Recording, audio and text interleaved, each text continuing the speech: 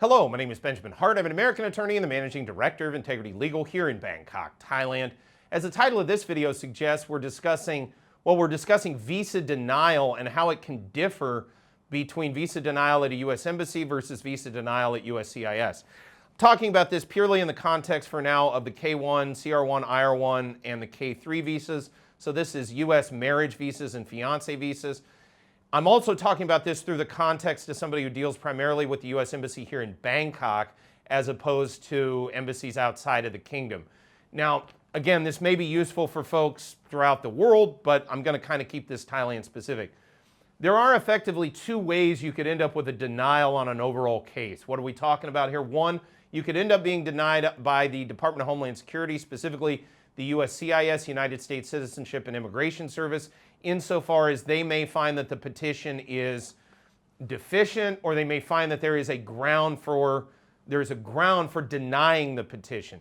This is pretty rare. In my entire career up until about a couple of weeks ago, I'd never been denied at Department of Homeland Security, specifically in I-130 cases. Now, in this case, that case was an I-130 for a child. It's an intra-family adoption kind of thing.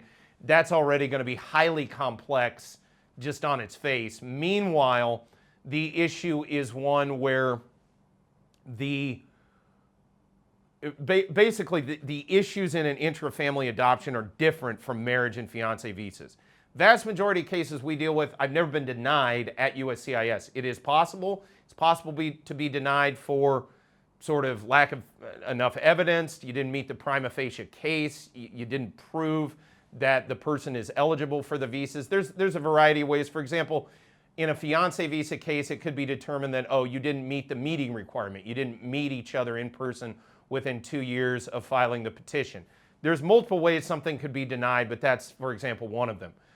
Meanwhile, this is a different type of denial substantively than is a denial at an embassy. For example, at USCIS, they're denying the petition. If you get to the embassy, it means USCIS has approved the petition, sent it on to the National Visa Center, who's then sent it on to the embassy.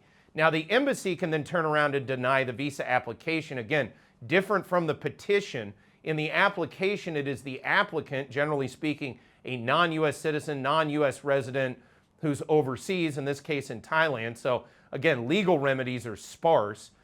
Meanwhile, you also have to deal with the heightened powers, if you will, of consular officers with regard to adjudication of visa applications. And there's also the issue of being denied based on what's called a legal ground of inadmissibility. For example, they may find something in someone's criminal record, or they may not have a criminal record, but they may have done something which rises to the level of, for example, crimes involving moral turpitude, prostitution. These type of things you may not need a conviction to be found inadmissible for. That type of denial is substantively different than being denied at the petition phase at USCIS for a K-1, K-3, CR-1, or IR-1 visa.